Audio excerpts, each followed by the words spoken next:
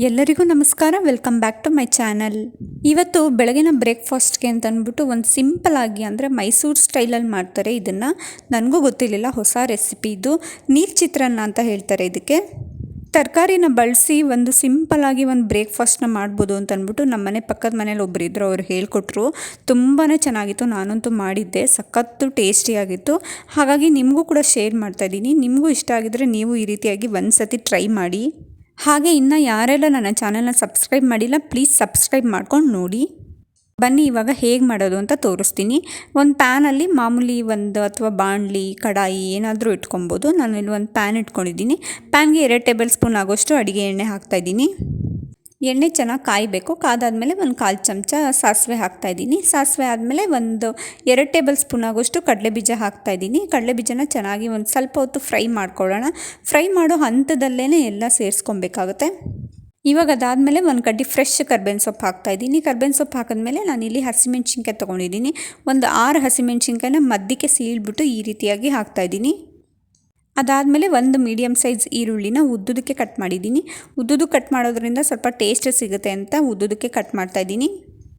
ಅದನ್ನು ಹಾಕ್ಕೊಂಡು ಚೆನ್ನಾಗಿ ಮಾಮೂಲಿಯಾಗಿ ಫ್ರೈ ಮಾಡಬೇಕು. ಈ ಫ್ರೈ ಮಾಡೋ ಹಂತ ಎಲ್ಲ ಕಮ್ಮಿ ಉರಿನೇ ಕೊಟ್ಟು ಫ್ರೈ ಮಾಡಬೇಕಾಗುತ್ತೆ. ಆ ಈರುಳ್ಳಿ ಹಾಕಿದಾದಮೇಲೆ ಇವಾಗ 1 ಇಂಚ್ ಆಗೋಷ್ಟು ಚಕ್ಕೆ ಸೇರಿಸ್ತಾ ಇದ್ದೀನಿ. ಅದಾದಮೇಲೆ ಶುಂಠಿ ಒಂದು ಅರ್ಧ ಇಂಚು ಶುಂಠಿ, ಒಂದು 2 ಎಸಳು ಬೆಳ್ಳುಳ್ಳಿನ ಜಜ್ಜಿಬಿಟ್ಟು ಅದನ್ನು ಕೂಡ ಹಾಕ್ತಾಯಿದ್ದೀನಿ.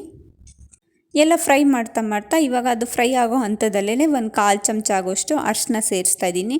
ಅದಾದಮೇಲೆ ಸ್ವಲ್ಪ ಅಂತಂದರೆ ಇವಾಗ ನಾನು ಒಂದು ಕಪ್ ಆಗೋಷ್ಟು ಬೀನ್ಸು, 1 ಕಪ್ ಆಗೋಷ್ಟು ಕ್ಯಾರೆಟ್ನ ನೀಟಾಗಿ ಸಣ್ಣಗೆ ಕಟ್ ಮಾಡಿಕೊಂಡು ಫ್ರೈ ಮಾಡ್ತಾಯಿದ್ದೀನಿ.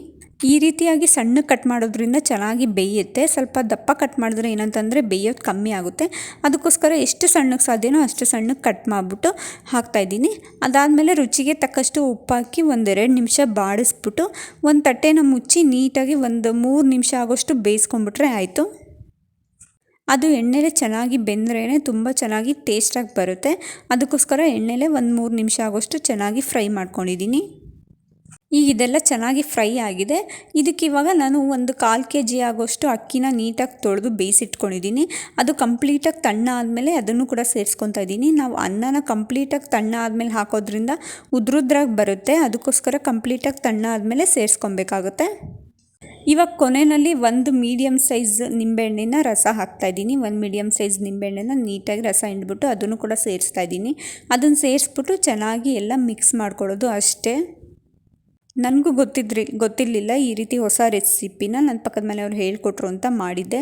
ತುಂಬಾ ಚೆನ್ನಾಗಿತ್ತು, ಟೇಸ್ಟಿಯಾಗಿತ್ತು. ಮಾತ್ರ ಇದಕ್ಕೆ ನೀರು ಚಿತ್ರಾನ್ನ ಅಂತ ಹೆಸರು ಕರೀತಾರಂತೆ. ಹಾಗಾಗಿ ಸಖತ್ತು ಟೇಸ್ಟಿಯಾಗಿತ್ತು. ಇವಾಗೆಲ್ಲ ಬಾಡಿಸಿದಾದ್ಮೇಲೆ ಒಂದು 3 ನಿಮಿಷ ಆಗೋಷ್ಟು ಕಮ್ಮಿ ಉರಿ ಕೊಟ್ಟು ಚೆನ್ನಾಗಿ ಬೇಯಿಸ್ಕೊಂಡ್ಬಿಟ್ರೆ ಆಯಿತು. ಉಪ್ಪು ಹುಳಿ ಖಾರ ಎಲ್ಲ ಚೆನ್ನಾಗಿ ಹೊಂದ್ಕೊಂಡಿರುತ್ತೆ.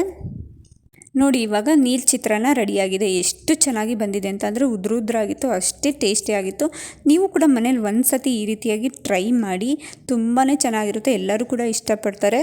ನೋಡಿದ್ರಲ್ಲ ಎಷ್ಟು ಸಿಂಪಲ್ಲಾಗಿ ತರಕಾರಿನ ಬಳಸಿ ನೀರು ಚಿತ್ರಾನ್ನ ಮಾಡೋದು ಹೇಗೆ ಅಂತ ತೋರಿಸ್ಕೊಟ್ಟಿದ್ದೀನಿ. ಈ ವಿಡಿಯೋನ ಪೂರ್ತಿಯಾಗಿ ನೋಡಿ. ಇನ್ ಕೇಸ್ ಏನಾದರೂ ಇಷ್ಟ ಆಗಿದರೆ ಪ್ಲೀಸ್ ಒಂದು ಲೈಕ್ ಮಾಡಿ, ಶೇರ್ ಮಾಡಿ. ಹಾಗೆ ನೀವು ಕೂಡ ಮನೇಲಿ ಟ್ರೈ ಮಾಡಿಬಿಟ್ಟು ಹೇಗಿತ್ತು ಅಂತ ನನಗೆ ಕಮೆಂಟ್ ಮಾಡಿ.